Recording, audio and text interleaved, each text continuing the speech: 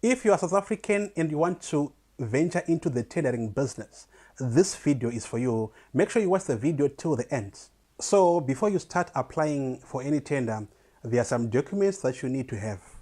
And I'm just going to give you a rundown of those important documents that you should acquire before you start applying. And document number one is the tax clearance certificate. And this is to show that you are paying your taxes according to the law. I mean your business taxes. Your business is paying all the taxes that it's supposed to be paying. And then you get this document from SARS, and it has to be an original. When you're applying for a tender, you have to hand in an original certificate to show that you are okay with SARS. And number two, you need the BEE certificate. And this proves that your business complies with broad-based Black economic empowerment policies.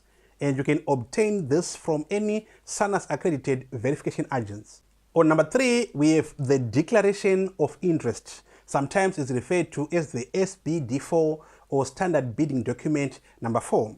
And this basically ensures that employees of the departments are not involved in any way in your tender response, in case you have friends and relatives in that board of state. And I know you might be wondering what an SBD is, or a standard bidding document is.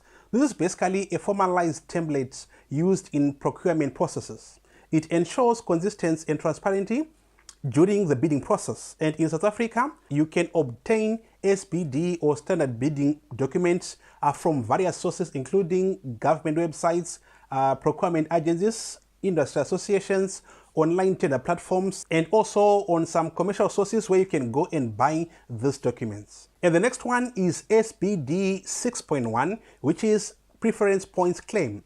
And this will enable you to claim points according to your BEE status level. And then you should also have SBD 8, which is the past supply chain management practices. And this document must be completed to ensure that you have not abused the supply chain system in the past. And last but not least, you need the SBD9, which is Certificate of Independent Bid Determination. And this document serves as a certificate of declaration that all reasonable steps have been taken to prevent any form of bid rigging. It also ensures that there is no bidding from parties who have interest in more than one tender response for that specific tender.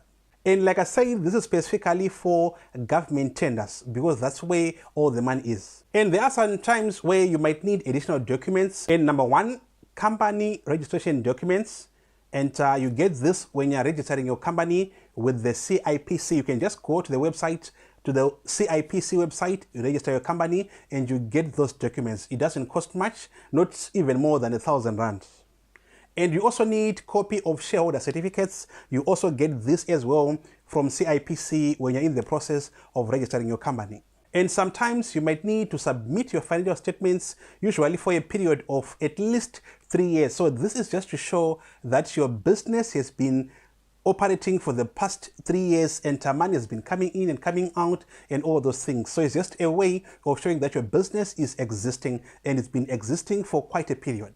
And the next one is letter of guarantee from a registered financial institution. And you might also need letter of good standing with the Department of Labor for UIF.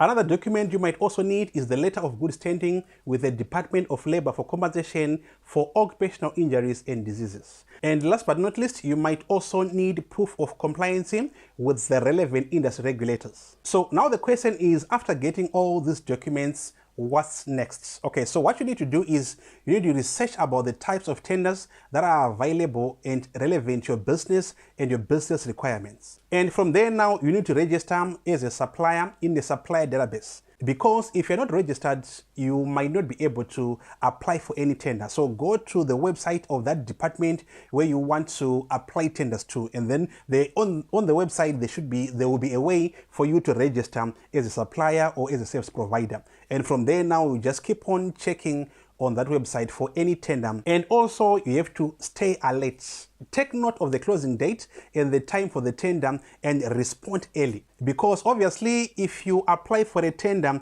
when the closing date has passed, they will not even consider your application because there will be a lot of applications that they'll be dealing with. And you need to read the terms and conditions of the tender carefully. Pay attention to what is required of you to tender. The tender notification will indicate whether there is a tender briefing and whether it's compulsory or not, but I'll advise you to attend that tender briefing. It will give you more information, and you'll also be given a platform for you to ask questions. And from there now, you have enough information before you apply for that specific tender.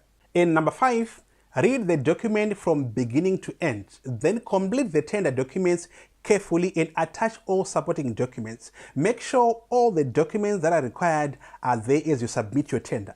Do not give them a reason to reject your tender, and always submit way before the closing date. And when you're doing your prices should be competitive. Do some research. Don't overprice and also don't underprice. And after you have submitted your tender application, call them as well to confirm that your tender documents have been received so that you won't have any surprises. And also keep a copy of your submitted tender documents with all its attachments. And stay informed of when the deciding committee is going to sit to assess your tender. And if you need more information, I'm going to put more info in the description, so go down there and check out all the requirements that are needed, and also all the things that we've talked about here on this video you also find in the description. And if this was your first time coming to this channel, go down there and click on subscribe so that you see more videos like this. And if you have any question, go down there in the comment section, write your question, and we'll definitely come back with your answer. And as always, don't forget to give us a thumbs up if you have liked this video. Thanks for watching. See you on the next one.